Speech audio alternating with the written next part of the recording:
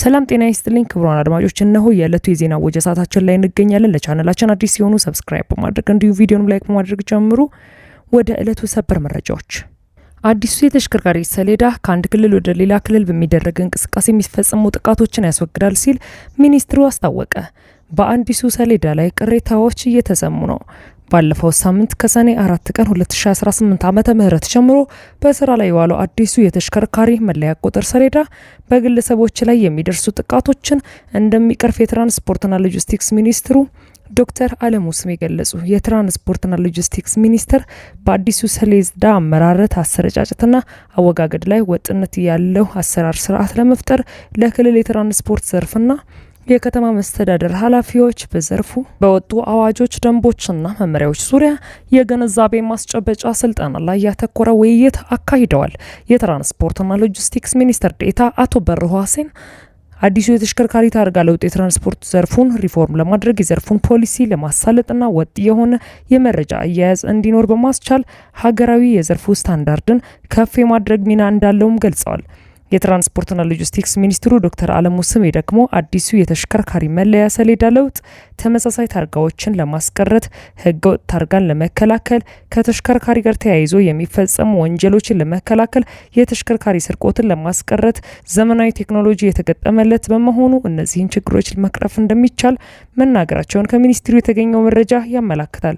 ሚኒስትሩ አክለውም ከነባሩ ታርጋ ጋር ተያይዞ ከዚህ ቀደም ከአንድ ክልል ወደ ሌላ ክልል በትራንስፖርት በሚደረግ እንቅስቃሴ ግለሰቦች ለጥቃት የሚጋለጡበት ሁኔታ ጭምር መኖሩንም ጠቅሰው አዲሱ የተሽከርካሪ መለያ ይህን ችግር የሚፈታና የሀገራችንን የወል ትርክት ሊያዳብር የሚችል ነው ብለዋል። የዘርፉ የስራ ኃላፊዎች በሰጡት አስተያየት ደግሞ ተመዝግበው ቆይተው ስርጭት የጀመሩ ተቋማት የሰሌዳ አሰጣጡን ከመዘግየቱ ውጪ በአዲሱ ታርጋ ተጠቃሚዎች መደሰታቸውንም አስተያየታቸውን ሰጥተዋል ብለዋል።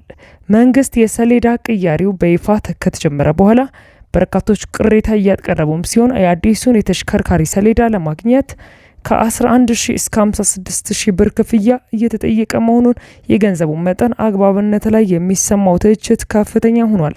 ይህ በእንዲህ እንዳለ ተቃዋሚው ሳልሳይ ወያነ ትግራይ ፓርቲ የህወሓት አመራር ለትግራይ ወጣቶች መሰደድ ምክንያት ሆኗል ሲል ከሰሰ።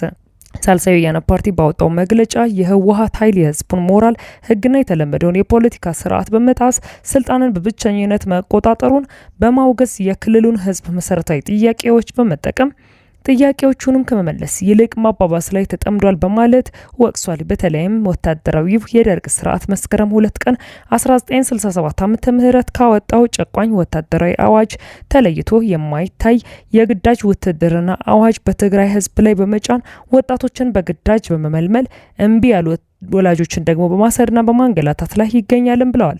በሺዎች የሚቆጠሩ የትግራይ ወጣቶች ሀገራቸውን ጥለው በየቀኑ እየተሰደዱ ነው ያለው የፓርቲው መግለጫ ወጣቶቹ በየሄዱበት በህገወጥ ደላሎች እጅ እንዲወድቁ ግርፋት፣ ጾታዊ ጥቃትና እስራት እንዲደርስባቸውም ምክንያት መሆኑን ጠቅሰዋል። በዚህም ሳቢያ ትልልቅ የሚባሉ የክልሉ ከተሞች ጎዳናዎች ወጣት የማይታይባቸው ሰው አልባ ከተማዎች እየሆኑ ሲመጡ፣ በአንጻሩ ሌሎችም ኢትዮጵያ ከተማዎች በአስገዳጅ ወታደራዊ መልመላና በክልሉ ባለው አስከፊ ሁኔታ ተማረው በተሰደዱ የትግራይ ወጣቶች መሞላታቸውንም ገልጸዋል።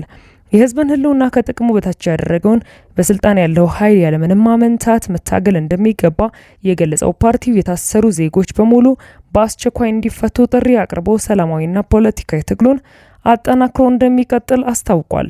በክልሉ የፕሬዝዳንትነትን ቦታ የያዙት ዶክተር ደብረጽዮን ገብረ ሚካኤል በትናንትናው ዕለት በተካሄደ የኮንስትራክሽንና ልማት እንዲሁም የቀጣዮቹ ወራት አቅጣጫ አስመልክቶ በተካሄደ መድረክ ላይ ባደረጉት ንግግር የመንግስታቸው ዋነኛ ዓላማ የክልሉን ሉዓላዊነት ማረጋገጥ እንደሆነም ገልጸዋል። ሆኖም በውስጥና በውጭ ያሉ እንቅፋት የሚሆኑ ኃይሎችን በመመከት ሙስናና ህገወጥ አሰራሮችን በማስወገድ ሙሉ በሙሉ ወደ ህጋዊ ስርዓት የሚገባበትን ሁኔታ የመፍጠር ስራዎች እንደሚሰሩም ተናግረዋል።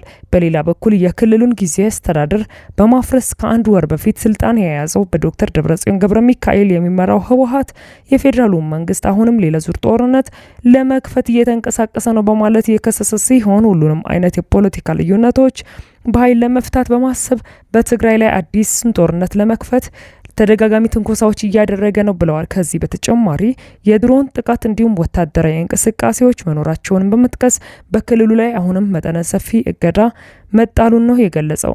በዚህ ሳቢያ የክልሉ ህዝብ በመሰረታዊ ሸቀጦችና በመድኃኒት እጥረት እንዲያልቅ እየተደረገ ነው ብለዋል። በተለይም በመጠለያ ጣቢያዎች ውስጥ የሚገኙ ተፈናቃይ ወገኖችን ወደ ቀያቸው የመመለስ ጥረቱ ከመስተጓጉሉም ባሻገር ሰብአዊ እርዳታ ላለፉት 3 ወራት በመቋረጡ ተፈናቃዮች አሳሳቢ ሁኔታ ላይ መሆናቸውን አክሏል። በትግራይ በኩል ያለው ከፍተኛ ትዕግስት ብቻ እስካሁን ክልሉን ወደ ጦርነት እንዳይገባ አድርጎታል ያለው መግለጫው የፌዴራሉ መንግስት ይህንን ትዕግስት እንደ ድክመት በመቁጠር የጀመረውን ወታደራዊ ዘመቻ ለመፈጸም እየተንቀሳቀሰ በመሆኑ የትግራይ ህዝብ ራሱን የመከላከል ተፈጥሯዊ መብቱን በመጠቀም ዛሬም እንደ ትናንቱ በጽናት ይመክታል በማለት ገልጸዋል። መላው ህዝብም የትግሉ አካል እንዲሆን ጥሪን አቅርበዋል። ይህ በእንዲህ እንዳለ እስራኤልና ሶማሌላንድ ግንኙነታቸው ይፋ ከመሆኑ በፊት ለ1 ዓመት ያክል ምስጢራዊ ውይይት እንደነበራቸው አስታወቁ። የእስራኤል ኔታንያሁ ለሶማሌላንድ እውቅና መስጠትን ሌሎች ሀገራት ይቀጥላሉ ብለዋል። የሶማሌላንድ ግዛት ፕሬዚዳንት አብዱራህማን መሐመድ አብዱላሂ ወደ እስራኤል ያደረጉት የመጀመሪያው ይፋዊ የስራ ጉብኝት ግዛቷ ከእስራኤል ያገኘችውን የሀገርነት እውቅና ወደ ተግባር እየቀየረ መሆኑን ተከትሎ ትችትና ሞገሳ እየበዛ ነው። የሶማሌላንድ ፕሬዚዳንትና የእስራኤሉ ጠቅላይ ሚኒስትር ቤንያሚን ኔታንያሁ ከፍተኛ የሆነ ዲፕሎማሲያዊ ስብሰባ ማካሄዳቸውን ተከትሎ ወታደራዊና የደህንነት ማዕቀፎችንም ጨምሮ በስትራቴጂካዊ አጋርነት ላይ ያተኮረ ስምምነት በይፋ ተፈራርመዋል።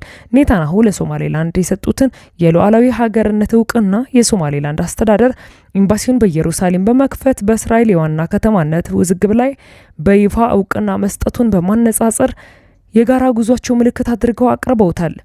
ጠቅላይ ሚኒስትር ቤንያሚን ኔታንያሁ መንግስቴ በዓለም ላይ ሶማሌላንድን ለመጀመሪያ ጊዜ እውቅና የሰጠ መንግስት በመሆኑ ኩራት ይሰማኛል በማለት የገለጹ ሲሆን ሌሎች መንግስታትም ይህንን እርምጃ ይከተላሉ ሲሉም ተደምጠዋል። እነዚህ እርምጃዎች በህዝቦች መካከል ያለውን ጥልቅ መንፈሳዊ ትስስር ያንጸባርቃሉ ያሉት ኔታንያሁ እውቅናን መከልከል ምን ማለት እንደሆነ ስለምንገነዘብ እስራኤል ለሶማሌላንድ እውቅና በመስጠት የታሪክ የፍትሐዊነትን ለማረም እርምጃ ወስዳለች ብለዋል።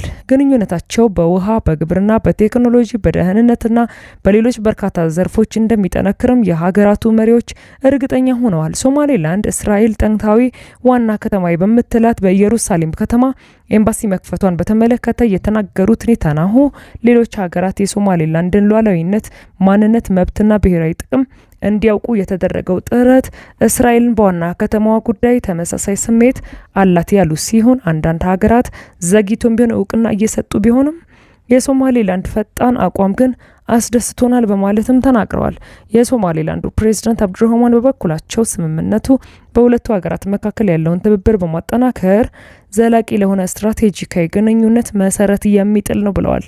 ፕሬዚዳንቱ እንደተናገሩት ለ1 ዓመት የሚሆን ጊዜ ምስጢራዊ በሆነ መንገድ ከእስራኤል ጋር ግንኙነት በማድረግ አሁን ላለው ይፋዊ ግንኙነት ደርሰዋል። እስራኤል ውስጥ የከፈትነው ኤምባሲ የሀገራቱን ግንኙነት ለማሳደግና ተጨባጭ ለማድረግ ቁልፍ እርምጃ ነው ሲሉም ደስታቸውንም ገልጸዋል። የእስራኤል የውጭ ጉዳይ ሚኒስትር ጌዲዮን ሳህር እንደገለጹት ደግሞ ከፕሬዚዳንቱና ከግዛቱ ባለስልጣናት ጋር የሉዓላዊ ሀገርነት እውቅና በይፋ ከመሰጠቱ ጥቂት ሳምንታት በፊት ምስጢራዊ ስብሰባ ማድረጋቸውን አውጀው ግንኙነታቸው በይፋ ከተጀመረ ከ6 ወራት በኋላ ደግሞ በዚህ ሳምንት በተደረገው ታሪካዊ ጉብኝት ሀገራቱ የጋራ ጉዳዮች ላይ አብረው እንደሚሰሩና እስራኤል ፕሬዚዳንቱን በኢየሩሳሌም ኤምባሲ እንዲከፈት ለወሰዱት ታሪካዊ ውሳኔ ምስጋናን ማቅረቧን ጠቁመዋል። ክቡራን አድማጮች ለሰዓቱ ያጠናቀርኩላችሁ መረጃ ይህን ይመስል ነበር። ከጥቂት ሰዓታት በኋላ በሌሎች መደመጥ ካለባቸው መረጃዎች ጋር እንደገና የምመለስ ይሆናል። እስከዚያው መልካም ቆይታ